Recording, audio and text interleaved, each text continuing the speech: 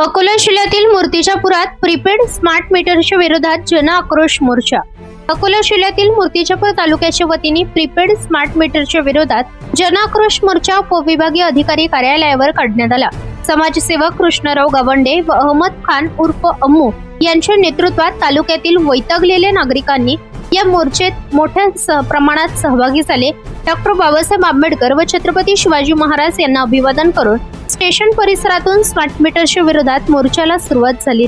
नहीं चलेगी दादागिरी नहीं चलेगी, गरिबावर अन्याय करू नये असे गांधीगिरीच्या मार्गाने जयघोष करून जन आक्रोश मोर्चा काढण्यात आला।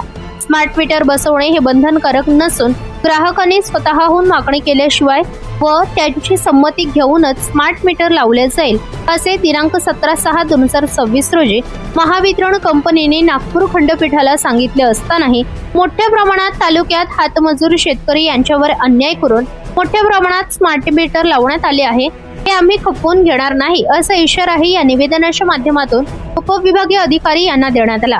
सोनोरी गावात बळजबरीने स्मार्ट मीटर बसवण्यात आले। या गावच्या लोकांनी सर्वप्रथम एकत्र येऊन याचा विरोध दर्शवला होता। यावेळी मूर्तिजापूर तालुक्यातील स्मार्ट मीटरमुळे त्रस्त असलेले नागरिक मोठ्या प्रमाणात या मोर्चात सहभागी झाले होते।